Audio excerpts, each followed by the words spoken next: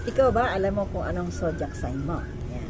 Panoorin nyo guys ang video ko para malaman mo kung ano ang zodiac sign mo.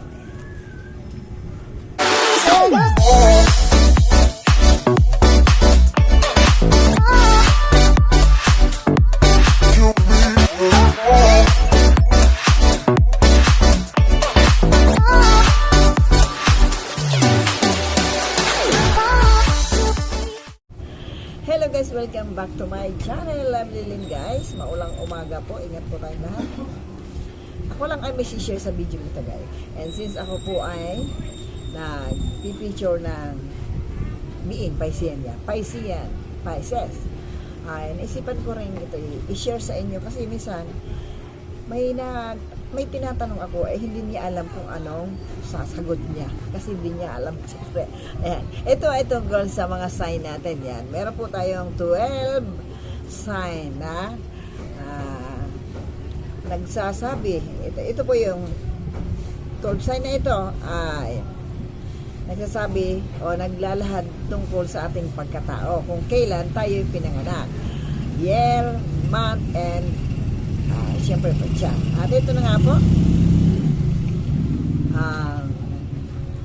Una ay ang Aries. Yan. 12 sign. Ito nga pala. May kuti ko nga pala. Yan. Aries, Taurus, Gemini, Cancer, Leo, Virgo. Ano pa ba? Yan. Libra, Scorpio, Capricorn, Sagittarius, Aquarius, and Pisces. Ayan. 12, diba? Alam niyo po ba kung anong mga sign ninyo? Ano ang sign ninyo? Ayan, ito lang po ay nakalap ko lang syempre, since nag-ano tayo ng zodiac sign niya, sabi ko nga. Ito na, ibig sabihin na, ayan, ang Aries daw ay, masipag at mataas ang energy. Shout out sa mga Aries dyan. Mahilig sa mga kompetisyon. Parang siya ay parang yun ay nagiging challenge sa kanyang pagkatao, di ba? Ano siya? Madalas nagiging leader ng mga grupo. Oh wow, ibig sabihin talaga. Ayun guys, dito ay palibasa ako. Takaw lang ako dito. Takaw eksena lang ako sa aking pag-vlog. Maingay. Hindi man tao ba? Hindi man tao, minsan music naman. Umiiyak pa. Minsan, ayan. Ano na nga ba? Laging nagiging leader nga. Ayan. Pero may negative side ang bawat isa. Siyempre, no man God created perfect in this world, guys. Diba? So, lahat tayo ay may bad. Good and bad, good and bad magkaano yan. Magkasama sa isang ugali ng isang tao. Hindi nga perfect tayo, diba? Ayan. Ang negative side daw na Aries ay mainitin ang ulo. Mainitin ang ulo at aggressive. At minsan ay makasarili. Oy! Shout out. Huwag naman ganun. Walang ganun. Dapat. Ayan. And secondly, meron tayo. Ayan. Ay nga pala guys. Ayan.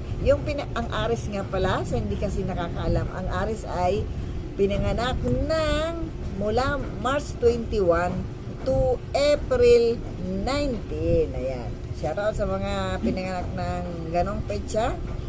Kasi nga, na-experience ko yan. Hindi nila alam ang kanilang sign. Ayaw ko ba? Anong sign ko? Wala siya pakialam. Ilang taon na ang natatanong kong gano'n. So, ayan. From March 21 to April 19. April 19. Ayan. Secondly nga, ito ang Taurus na pinanganak ng April 20 to May 20 rin. Pinanganak ng April 20 at May 20. So, ano nga ba masasabi sa ano? Ang Taurus naman. Ang Taurus naman guys ay maaasahan na tao. Kumbaga one call away.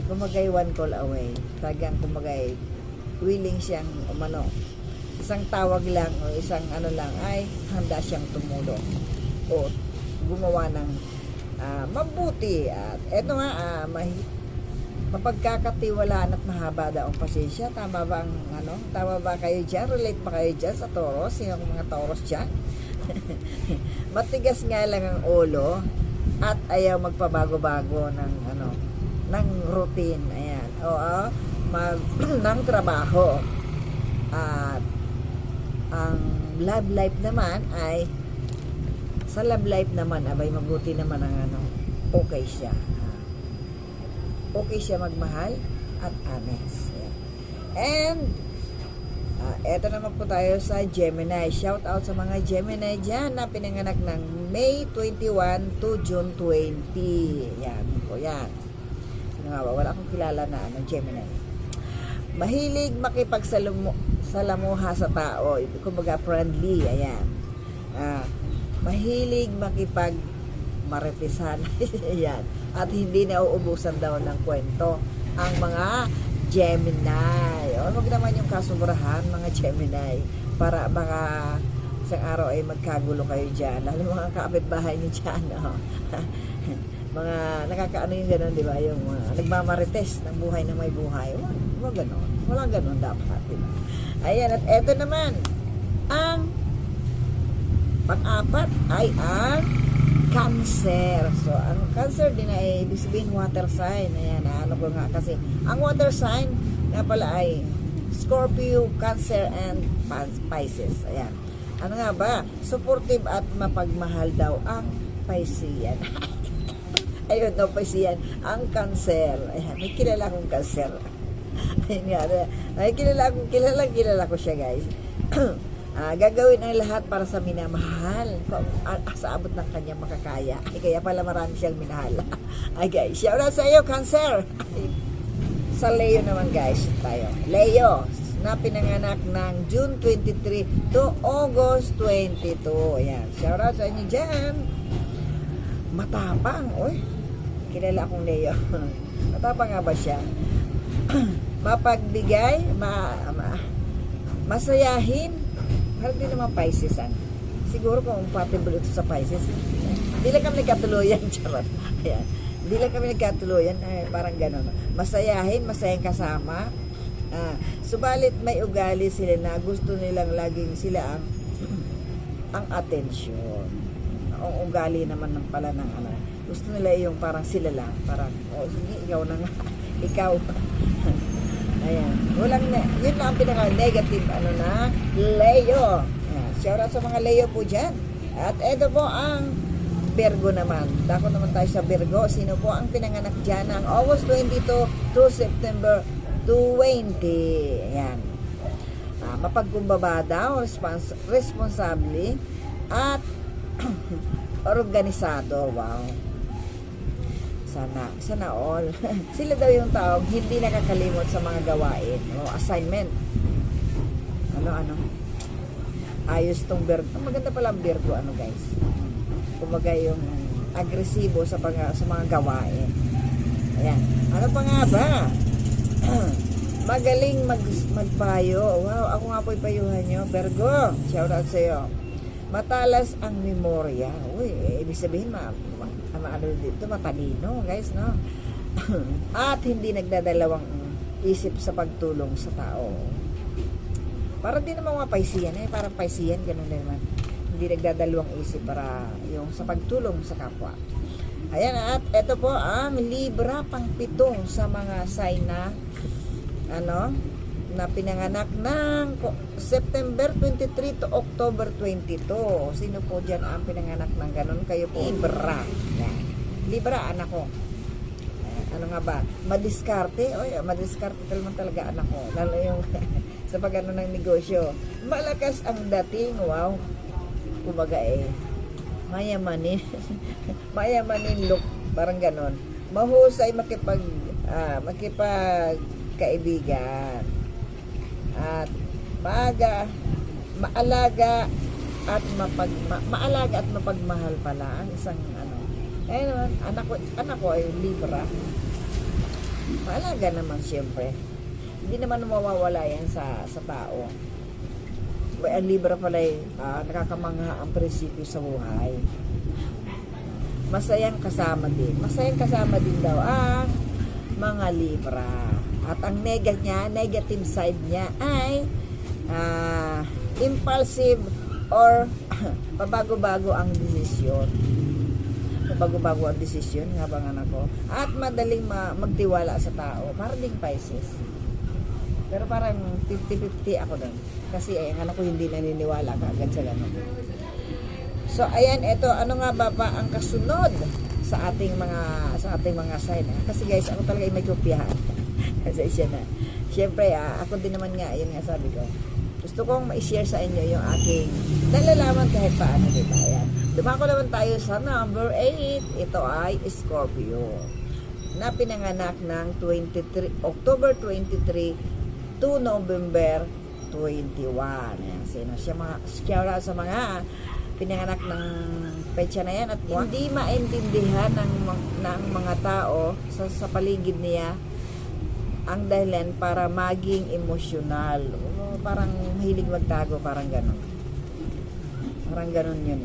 Mababaw ang luha. Ako din, mababaw ang luha, Piscean. Ay, ito nga, Scorpio nga, kasi water sign. Water sign ng Scorpio, Cancer. Kaya, parang nga, yun nga, magkakaparehas na mga ano. Ayan. Kayang tapusin ang gawain at nagagawang maayos ito.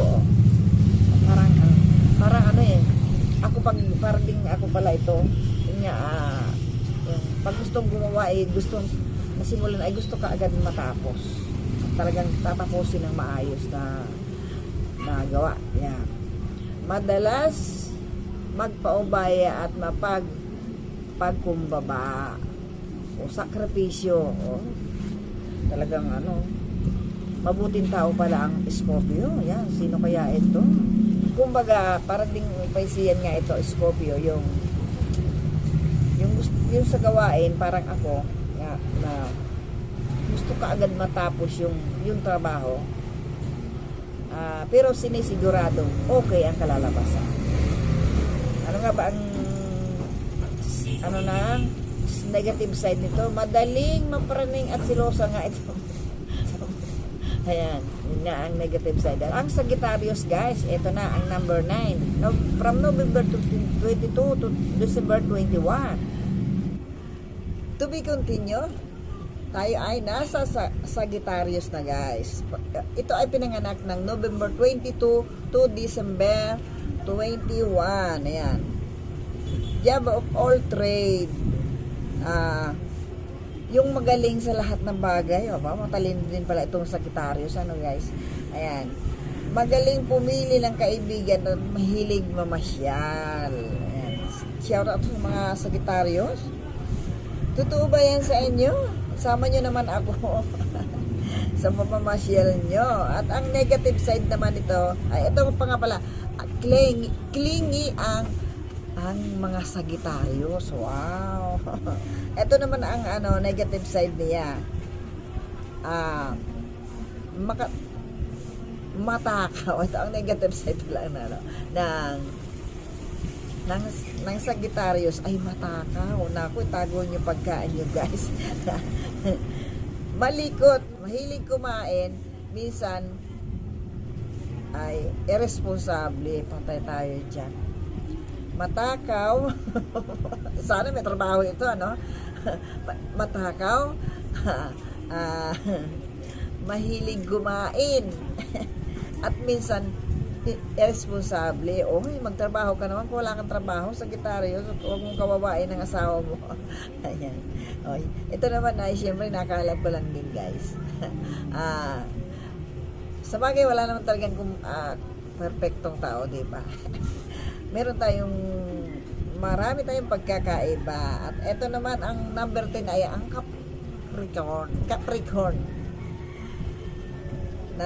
Number 10 na sign ay Capricorn na pinanganak ng December 22 to January 19. Ayan, talentado, praktikal, magaling mag-budget ng pera. Mabuti pa ang Capricorn. Mahilig itago ang problema. Grabe naman. Dahil ayaw niyang kinakaawaan siya. Wow. Ang negative side ng Capricorn ay madaling matakot at mataas ang pride. Wow. Uy. Lahat naman tayo may pride, di ba? Yung, hindi pwedeng wala tayong pride or mababa ang ego. Lahat tayo ay may niyan, lahat tayo meron yan. At ang pang-11 ay asa na nga ba? Ayan guys, at ang pang-11 na sign ay ang Aquarius. Ayan. Na pinanganak ng January 20 to February 18. Shoutout po sa mga pinanganak ng petsang yan. Ayan o. Friendly at madaling maawa sa mga kapwa-tao. Ayos to si Aquarius din. Tahimik at matulungin sa kapwa. Matulung. Para din naman Pisces pala ito. Madaling utangan at minsan hindi na nababayaran. Parang din ako dyan. Marami na pautang pero hindi rin na Kaya ako parang nakakaano na magtiwala guys. At ito naman ang negative side na mga Aquarius. Madaling magtiwala sa tao. Ay, hindi nga maganda ang magtiwala sa tao. Dahil, ayan, katulad ko nga, minsan, siyempre, naluloko tayo. Naiisahan. At ang last na sign ay siyempre ang Pisces. Piscean, ayan. And being Piscean, alam ko siyempre ang aking characteristic.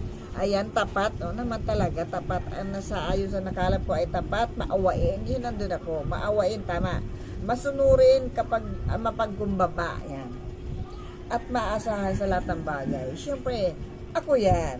Tayo dyan. Shoutout sa inyo dyan, mga Piscean. Kaya lang, madaling maawa sa sarili. Nagsiself-pity nga po talaga ako. Pag yun talagang alam mo. Kaya, mga pinagdadaan ng mga problema. Pero nandun din yung ating pagiging At siyempre, yung pagiging generous ng isang Piscean. Yan. Yan, meron po akong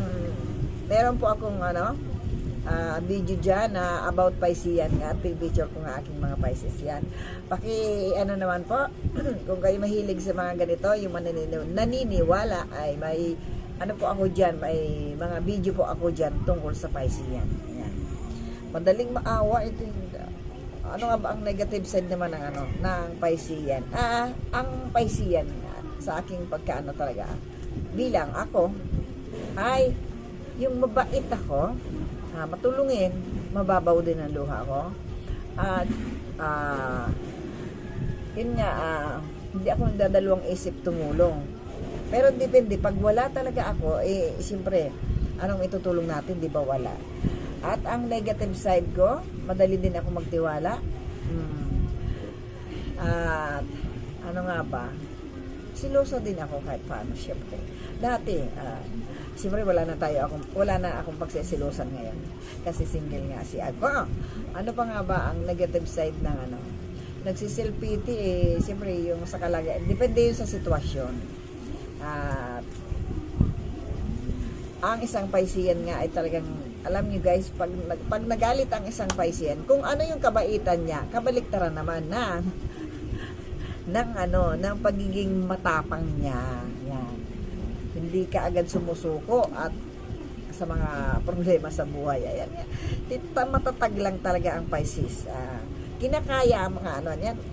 Ko yan kasi ako yun at nasusubukan ko naman at ganun din yung mga na talagang ang Piscean ay yan nga mga yung bad side niya. Pag yan nagalit, pag ako nagalit, sabi ko sa inyo, yan. And shout out kay Lola Baby, yan din. Alam ni Lola Baby yan, na ang mga Piscean ay mabait, wag lang gagalitin, at yun ay parang tigre. Minsan ako nag-aaral nagkaaway at nag-video ko nandito dito sa iba kong video about Piscean. Ay, totoo nga talaga. May pagkatapang ako guys.